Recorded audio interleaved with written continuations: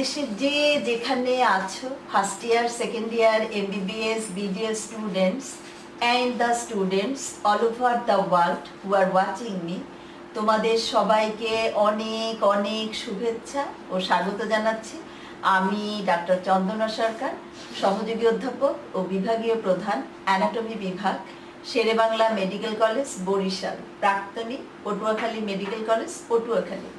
আমাদের আজকের topic development of the skull. আমরা আজকে কি পড়ব? What is skull, what are the powers of the skull, their developmental sources and the congenital anomalies of the skull. তো শুরু করি। What is skull? It is the part of the axial skeleton. We know skeleton is a two types, axial skeleton and appendicular skeleton. What do you mean by axial skeleton? Bones of the skull, vertebral column, ribs and sternum. These are the parts of the axial skeleton, and bones of the pectoral girdle, pelvic girdle and bones of the limbs are the parts of the appendicular skeleton. Now, what are the parts of the skull? Skull is again divisible into two parts, neurocranium and viscerocranium. Neurocranium, it forms a protective case around the brain, and viscerocranium, it forms the facial skeleton. দেখো এখন neurocranium, again it is divisible into two parts, membranous part and cartilaginous part or chondrocranium. Membranous part, it forms the bones of the vault of the skull, and cartilaginous part or chondrocranium forms the bones of the base of the skull. দেখো কতগুলি কথা বললাম যে skull, it is the topmost part of the axial skeleton. তারপর বললাম যে skull is divisible into two parts, neurocranium and viscerocranium. Neurocranium, it forms a protective case around the brain, and viscerocranium, it forms the bones of the facial skeleton, অথবা it forms the bones of the face. Now neurocranium, again it is divisible into two parts, membranous part and cartilaginous part. Membranous part forms the bones of the vault of the skull, and cartilaginous part forms the bones of the base of the skull. Now developmental source, এই যে আমরা বললাম neurocranium, ভিসারোক্রেনিয়াম, এদের developmental source কি? দেখো developmental source, neural crest, paraxial mesoderm and pharyngeal arches. তাহলে কয়টা developmental source? Number 1 neural crest, number 2 paraxial mesoderm and number 3 pharyngeal arches. তাহলে দেখো প্রথম বললাম কি যে neurocranium divisible into two parts. একটা হলো কি membranous portion, that forms the bones of the vault of the skull.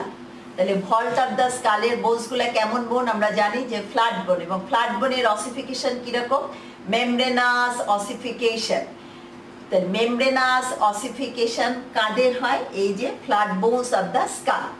The membranous bone is derived from the mesenchyme of the neural crest and paraxial mesoderm. দেখো এই যে bones of the vault, এরা কোথা থেকে develop করে?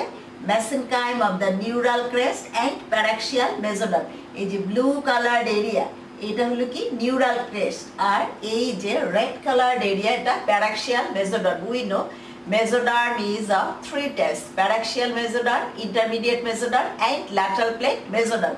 তাহলে membranous portion of the neurocranium develops from the mesenchyme of the neural crest and paraxial mesoderm. এই মেসেনকাইমে কি হবে?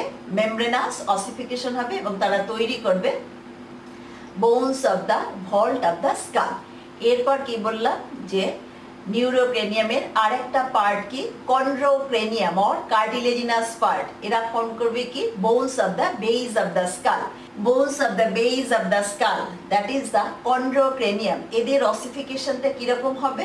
Endochondral ossification or intracartilaginous ossification. We know ossification is a two types, membranous ossification and intracartilaginous or endochondral ossification. তাহলে bones of the base of the skull, they ossify from endochondral ossification.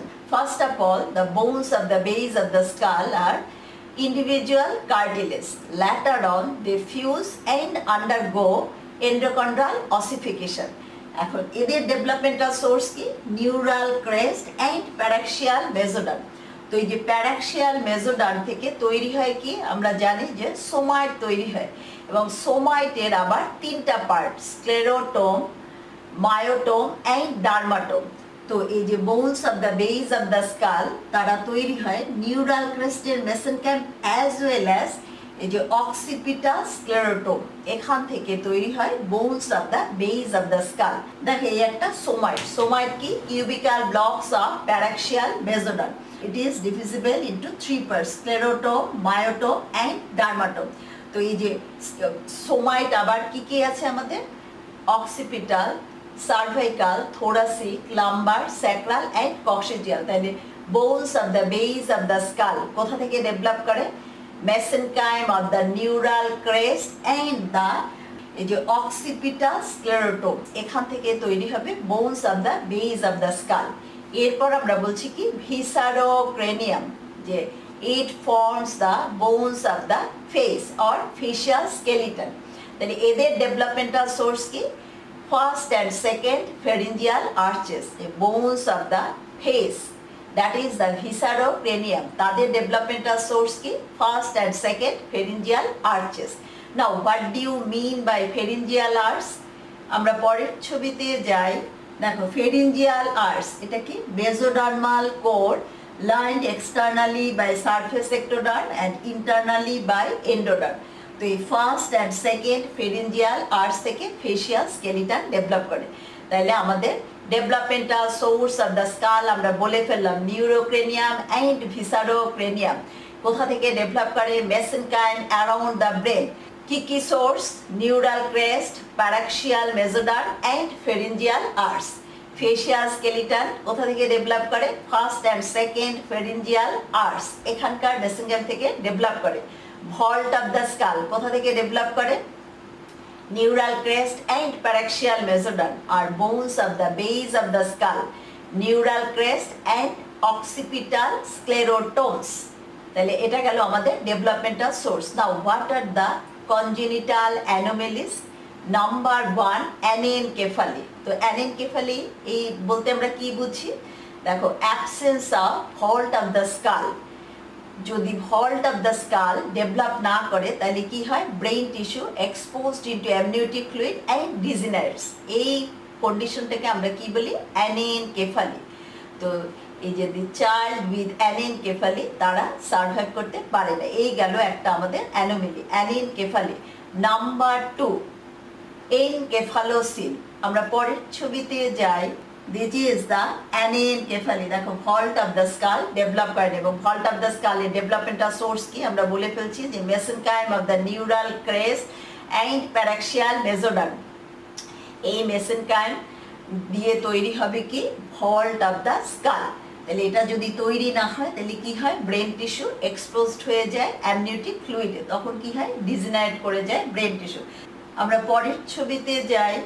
দেখো এনকেফালোসিল, এখানে কি হয়? Through a small defect, এই যে স্কালে যদি একটা small defect থাকে সেখান থেকে আইদার মেনিনজেস প্রোটিউট করতে পারে, অথবা meninges as well as brain কিংবা ভেন্ট্রিকেলও প্রোটিউট করতে পারে।